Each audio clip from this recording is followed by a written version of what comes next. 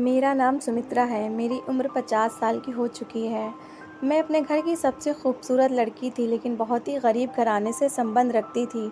मेरे पापा ने मेरी शादी बहुत ही छोटी सी उम्र में कर दी थी, क्योंकि हमारे मोहल्ले में ना जाने कितनों की नज़र मेरे ऊपर थी।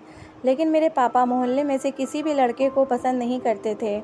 जैसे ही मैंने जवानी की दहलीज पर कदम रखा था, मेरे मोहल्ले से ना जाने कितने लड़कों ने मेरे लिए रिश्ते भेजना शुरू कर दिए थे। मेरे मोहल्ले का कोई भी लड़का मेरे पापा को पसंद नहीं था, क्योंकि सारे ही लड़के लोफर टाइप के थे। अब तो मेरा बाहर आना जाना भी उन लड़कों ने मुश्किल कर दिया था। आते जाते मुझ पर गंदे गंदे कमेंट्स करते थे, और फिर इन्हीं सब से बचने के लिए मेरे पापा ने बहुत ही कम उम्र में मेरी शादी कर दी थी। मेरा पति एक किसान था, लेकिन मैंने कभी उसके काम को लेकर उसे भला बुरा नहीं कहा था। हमेशा उसका साथ दिया था। उसके काम में मैं उसकी पूरी मदद करती थी। अपने पति के साथ मैं उसके खेतों में भी काम करने में मदद करती थी। मेरा पति भी मुझसे बहुत प्यार करता था, लेकिन जब पेट में भूख लगी हो तो खाली प्यार से ज़िंदगी नहीं कटती। पेट भरने के लिए रोटी की ज़रूरत होती है। हमारी शादी को 4 साल का समय हो गया था, लेकिन अब तक मेरे यहाँ कोई औलाद नहीं हुई थी। मैं हमेशा भगवान से बेटा मांगती थी। बेटी मांगने से डरती थी कि जो नसीब मेरे हैं, कहीं मेरी बेटी के भी वैसे ही नसीब ना हो। मैं अपने ख़ानदान की सबसे खूबसूरत लड़की खेतों में अपना रंग काला कर चुकी थी। शादी के 4 साल बाद मुझे जब पता चला कि मैं पेट से हूँ, मेरा पति बहुत खुश हुआ था, मगर मैं बहुत परेशान रहती थी कि अगर बेटी हुई तो क्या करूँगी। असल में मैं बेटी से नहीं डरती थी, बस बेटी के नसीब से डर लगता था, उसके भविष्य से डर लगता था, और इस बात से डर लगता कि उसे कैसा जीवन साथी मिलेगा। बेटियां तो सौभाग्य से मिलती हैं। उन्हें भगवान से मांगना जितना मुश्किल है, उससे कहीं ज़्यादा मुश्किल उनको पालना है, और फिर उनको दूसरे के हाथों में सौंप देना होता है। बेटियां तो घर की रौनक होती हैं, बागों का फूल होती हैं, जिसके बगैर हर डाली बंजर लगती है। लेकिन जब अपना वक्त बुरा हो तो ये सब बातें बस किताबों में ही अच्छी लगती हैं। मैं भी हकीकत पसंद थी, लेकिन कभी कभी हम अपने हालात से इस कदर मायूस हो जाते हैं कि हमें लगता है कि हम पर आने वाला समय बुरा ही होगा। हम अपने आप को लेकर बिल्कुल मायूस रहते हैं, और फिर हमें वही मिलता है जिसकी हमें पहले से उम्मीद होती है। मैंने भी एक बेटी को ही जन्म दिया था। मेरी बेटी भी मेरी तरह बहुत खूबसूरत थी। मेरा पति तो बहुत ज़्यादा खुश हुआ था अपनी बेटी को देखकर, मगर मैंने उस मासूम तितली की तरफ देखा तक नहीं था। मेरे पति ने मुझे बहुत समझाया कि बेटियां तो भगवान का रूप होती हैं, फिर तुम क्यों खुश नहीं हो। अब मैं उनको ये क्या बताती कि मैं अपनी बेटी को उसके पति के साथ खेतों में बर्बाद होते नहीं देख सकती। धीरे धीरे वक्त गुजरता गया और मेरी बेटी बड़ी हो गई। बड़ी बेटी के पैदाइश के बाद भगवान ने मुझे फिर से एक बेटी दी थी। दूसरी बेटी के पैदाइश तक मैंने खुद को थोड़ा बहुत संभाल लिया था, लेकिन मेरी बड़ी बेटी और मेरे बीच जो फासले हो गए थे, वो अब तक बने हुए थे। वो मुझसे दूर दूर ही रहती थी, मुझसे ज़्यादा बात नहीं करती थी। कभी कभी तो मुझे खुद पर गुस्सा आता था कि मैंने अपनी फूल जैसी बच्ची को खुद से दूर कर दिया था, लेकिन ये सब मेरे बस में नहीं था। मैं अपनी बेटी को मजबूत बनाना चाहती थी, ताकि कल को अगर उसे किसी मुश्किल का सामना करना पड़े तो वो मुश्किल का सामना करने से बिल्कुल भी ना डरे, और जिसमें मैं बहुत हद तक कामयाब भी हो गई थी। मैंने और मेरे पति ने अपनी दोनों बेटियों की हर मुमकिन ख्वाहिश को पूरा किया था। मैं रोज़ अपनी बेटियों की अच्छी किस्मत की दुआएं मांगा करती थी। एक दिन मुझे बहुत तेज़ बुखार था, इसलिए मैं खेतों पर काम करने नहीं जा सकी।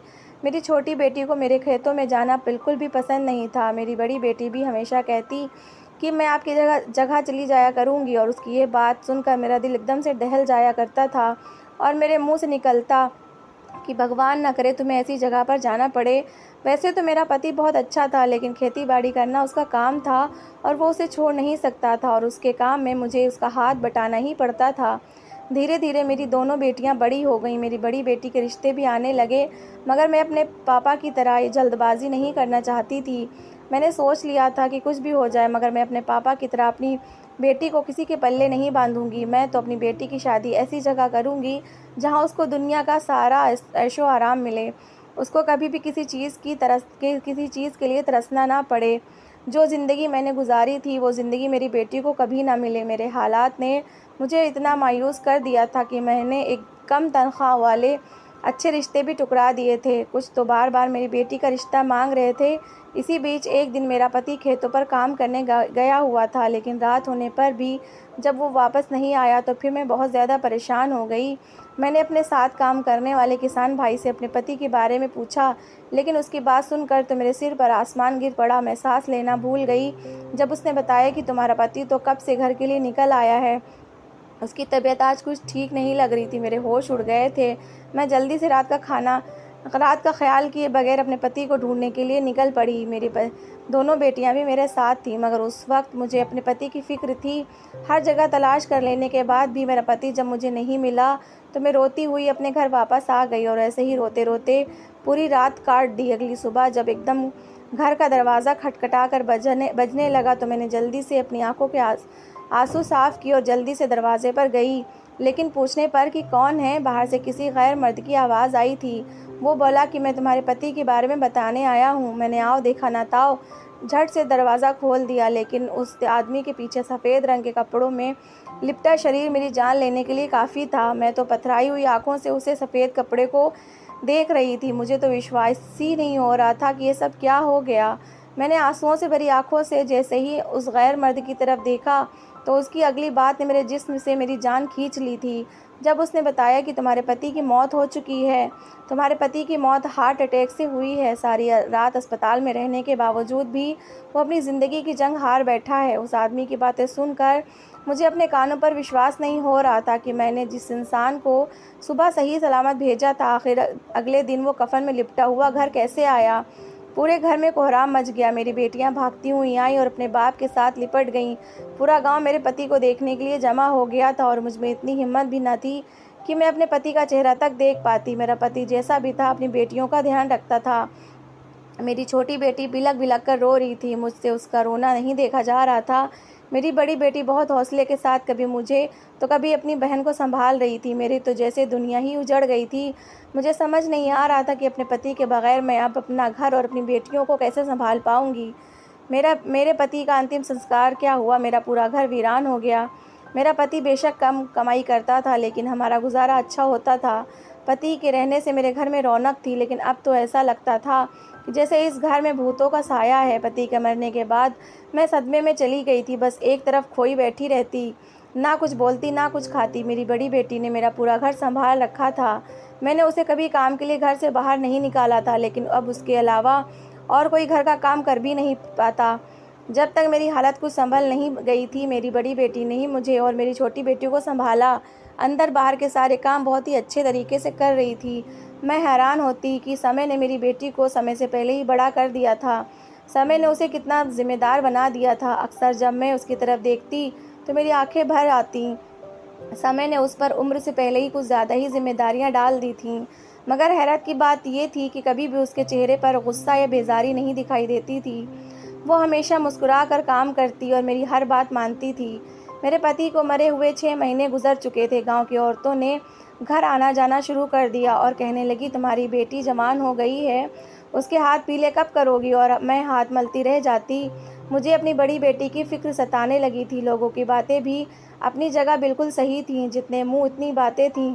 बचपन से जो मैंने अपनी बेटी के साथ एक दूरी बना ली थी, पता नहीं उस दूरी ने मेरी बेटी को कब इतना समझदार बना दिया था। मेरी बड़ी बेटी ने एक स्कूल में टीचर की जॉब कर ली। बाहर के साथ साथ घर का काम भी संभालती थी। मैं कभी कभी जब अपनी बेटी को देखती तो बेटी पर तरस आता और ख़ुद पर गुस्सा आता कि मैं उस समय को याद करती जब मेरी बड़ी बेटी पैदा हुई थी और मैंने उसकी तरफ देखना गवारा भी नहीं किया था, क्योंकि उस समय मुझे बेटे की चाहत थी।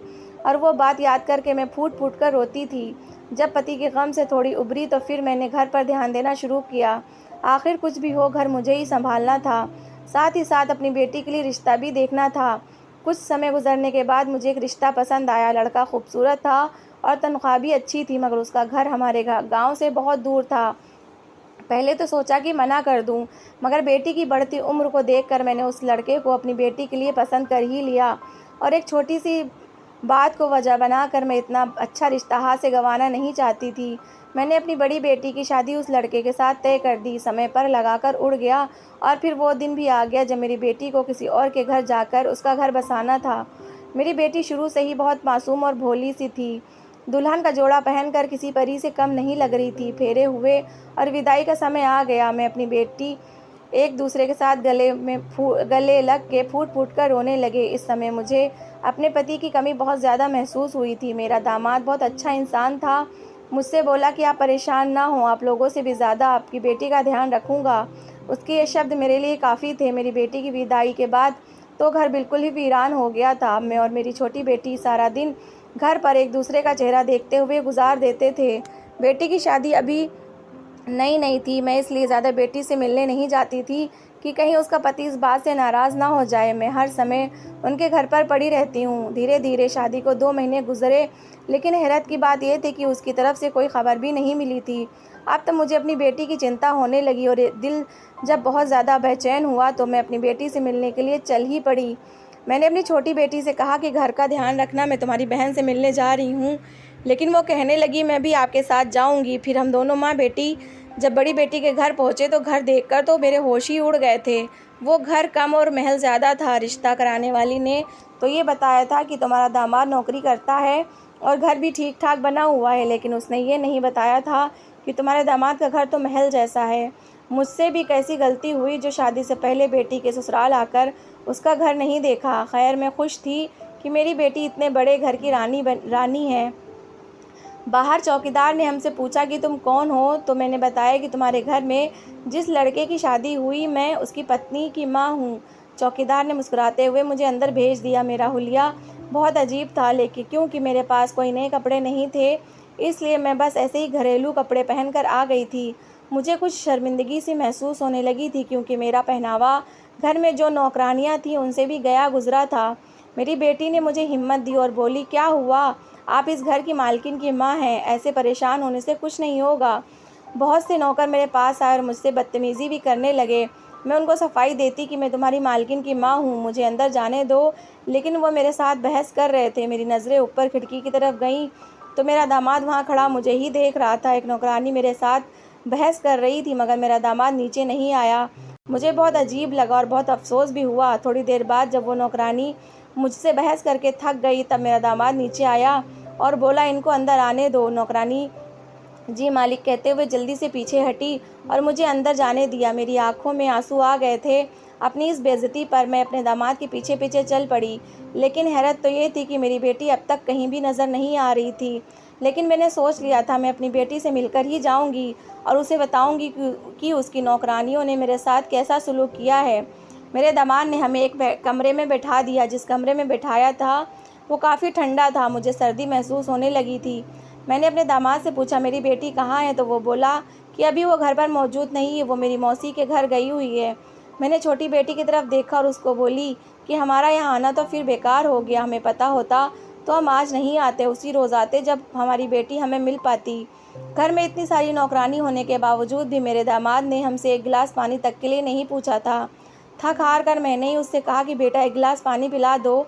तब मेरे दामाद ने एक नौकरानी को पानी लाने के लिए कहा। पानी पीने के बाद मैं और मेरी बेटी वहाँ से निकल आए। मुझे बहुत अजीब लग रहा था, जैसे जो दिखाया जा रहा है वैसा बिल्कुल नहीं है। मैंने घर आते ही अपनी बेटी से बोला कि भगवान से प्रार्थना करो तुम्हारी बहन अच्छी हो। कुछ दिन ऐसे ही गुजरे और मुझे अपनी बेटी की याद फिर से सताने लगी और मैं फिर से अपनी बेटी से मिलने के लिए निकल गई। लेकिन इस बार मेरे दामाद ने कह दिया कि आपकी बेटी की तबीयत कुछ ठीक नहीं है, इसलिए वो सो रही है और डॉक्टर ने उसे जगाने से मना किया है। मैं अपने दामाद से बोली, मुझे अपनी बेटी को देख लेने दो, मैं उसे जगाऊंगी नहीं, बस दूर से ही देख कर चली जाऊंगी। मगर मेरे दामाद ने बहाना बना दिया कि अगर मैं उससे मिलने जाऊंगी तो वो उठ जाएगी और ये उसकी सेहत के लिए ठीक नहीं होगा। मैं फिर से मायूस होकर घर वापस लौट आई। मैं जब बेटी से मिलने जाती तो मेरा दामाद मुझसे कोई ना कोई बहाना बना देता और वो दुखी दिल के साथ मायूस होकर लौट आती और घर आकर बेचैन रहती। इसी तरह 3 महीने गुजर गए थे। लेकिन क्योंकि दामाद जो कि एक बड़ा आदमी था इसलिए मैं उसके साथ ज़्यादा बहस नहीं कर सकती थी।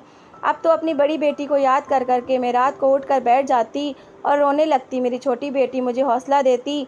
अब तो मुझे लगने लगा था कि जैसे मैंने अपनी बेटी को खो दिया है। एक दिन इसी परेशानी की हालत में मैं अपने घर में बैठी सब्ज़ी काट रही थी कि तभी मेरी एक पड़ोसन आई और मुझसे बोली कि तुमने अपनी बेटी पर बहुत जुल्म किया है। अगर सच्चाई जानना चाहती हो तो रात को 12 बजे बिना किसी को बताए अचानक अपनी बेटी से मिलने जाना।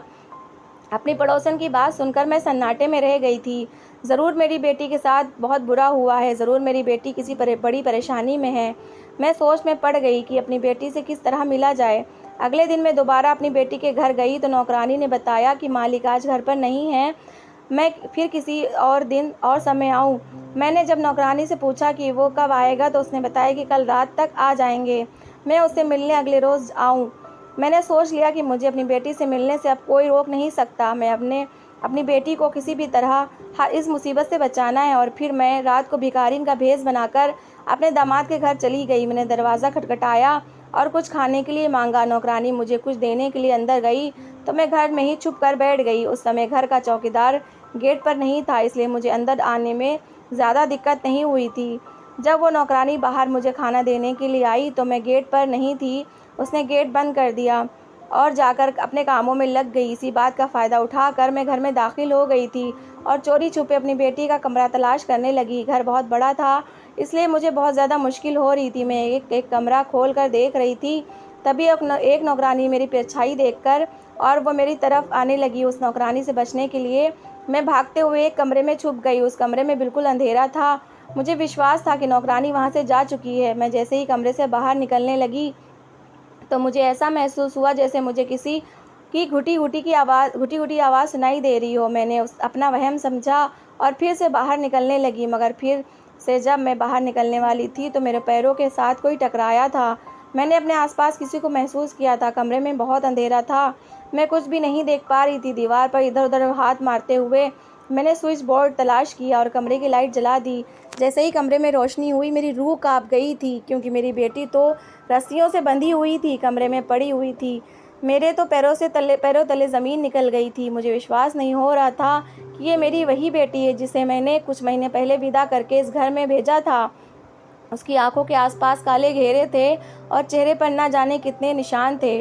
अपनी बेटी की हालत देखकर मुझे बहुत ज़्यादा तकलीफ़ महसूस हुई थी। मैं तो एक नज़र में उसे पहचान भी नहीं पाई थी। उसकी हालत बहुत ज़्यादा ख़राब थी।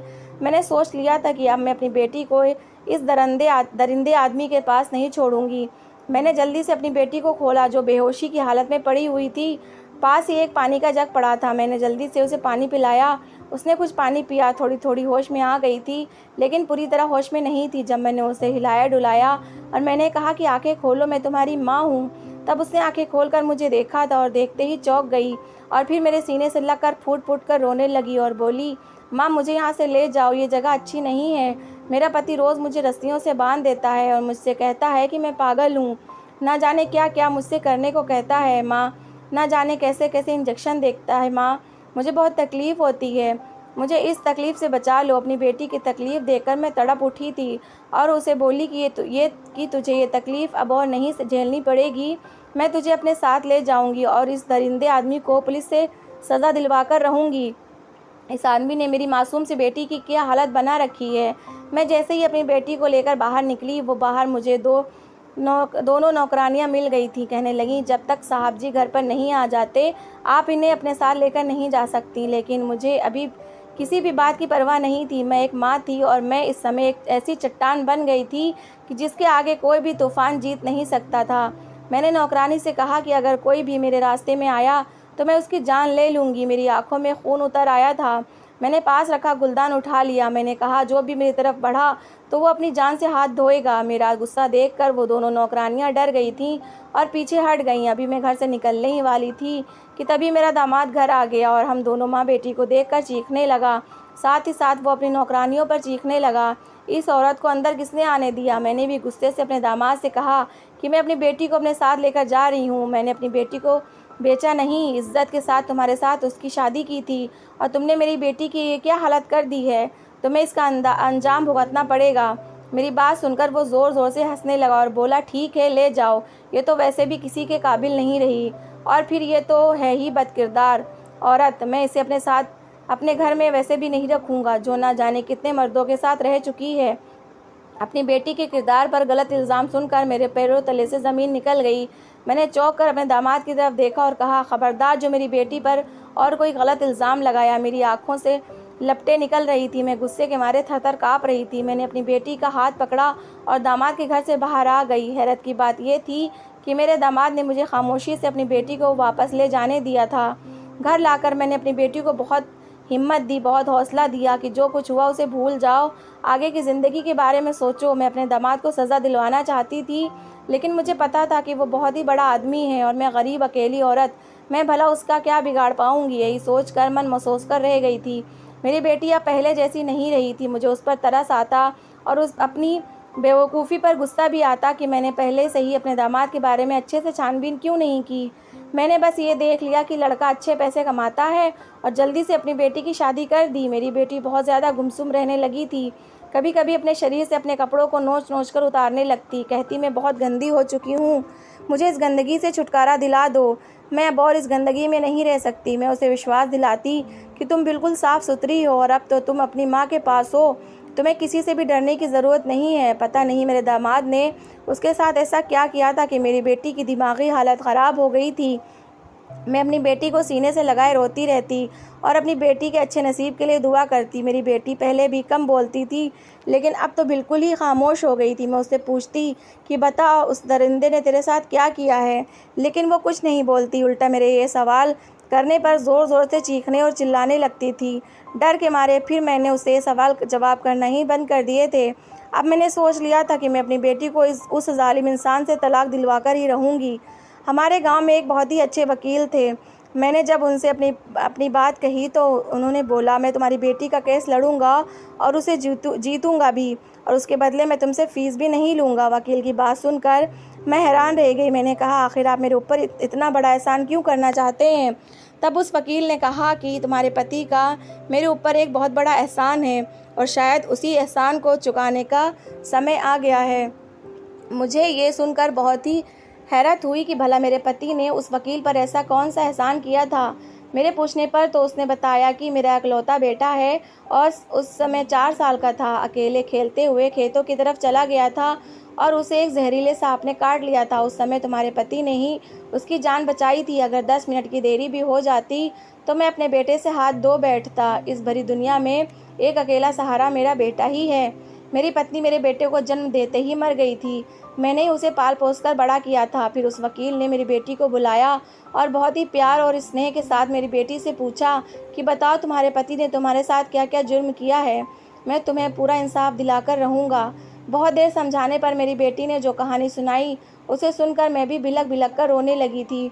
उसने बताया कि उसका पति हर रात को ना जाने उसको कैसा इंजेक्शन देता था कि वो अपने होश खो बैठती थी, और फिर उसके कई दोस्त घर आते थे और पूरी रात मेरे साथ गुजारते थे। मैं अपने बचाव में अपने हाथ पैर भी नहीं चला सकती थी। अपने दोस्तों के साथ मेरा पति भी होता था। पूरी रात वो लोग मेरे ऊपर जुल्म करते थे और सुबह मेरा पति मुझे रस्सियों से बांधकर कमरे में डाल देता था। अपनी बेटी की कहानी सुनकर मैं सन्नाटे में आ गई थी। उस वकील ने कहा, चिंता करने की ज़रूरत नहीं, मैं तुम्हारी बेटी का केस लड़ूंगा और तुम्हें इंसाफ भी दिलाऊंगा। और फिर सच में उस वकील ने हमारा बहुत साथ दिया। उसने मेरी बेटी को इंसाफ दिलवाया और मेरी बेटी को तलाक भी दिलवाई। इसके साथ ही उसने उस जालिम आदमी को कड़ी से कड़ी सज़ा भी दिलवाई। धीरे धीरे अब मेरी बेटी की हालत सुधरने लगी थी। उसने फिर से अपनी टीचर की जॉब शुरू कर दी थी। वो अब अपने बीते हुए कल को भूल जाना चाहती थी। एक दिन वही वकील जिन्होंने मेरी बेटी का केस लड़ा था हमारे घर चले आए और जो बात उन्होंने मेरे सामने रखी उसे सुनकर मैं अपने भगवान के चरणों में गिर गई। मुझे विश्वास नहीं हो रहा था कि कोई दुनिया में इतना भला भी हो सकता है। उस वकील ने मेरी बेटी का रिश्ता मांगा था अपने लिए। वो मेरी बेटी को अपनी पत्नी बनाना चाहते थे। उन्होंने कहा कि मेरा बेटा 7 साल का हो चुका है, लेकिन मैंने अभी तक शादी नहीं की है क्योंकि मुझे अभी तक कोई ऐसी लड़की मिली ही नहीं जो मेरे बेटे को माँ का प्यार दे सके। लेकिन मुझे लगता है कि आपकी बेटी मेरे बेटे को माँ का प्यार देगी। मैं आपकी बेटी से शादी करना चाहता हूँ। बीते हुए कल में उसके साथ जो भी कुछ भी हुआ मुझे इससे कोई मतलब नहीं, क्योंकि मैं जानता हूँ कि ये सब कुछ उसके साथ ज़बरदस्ती किया गया था। उसमें आपकी बेटी का कोई दोष नहीं। मैं उसको इज़्ज़त और सम्मान के साथ अपनी पत्नी बनाऊंगा और उसे ज़िंदगी भर खुश रखूंगा। और फिर आखिर मैंने कुछ ही दिनों बाद बहुत ही सादगी के साथ अपनी बेटी की शादी उस वकील के साथ कर दी। आज मेरी बेटी अपने घर में बहुत खुश है। मेरी बेटी की शादी को 4 साल गुजर चुके हैं। हालांकि डॉक्टरों ने कह दिया है कि मेरी बेटी कभी मां नहीं बन सकती, लेकिन मेरी बेटी को और मुझे इस बात का कोई दुख नहीं।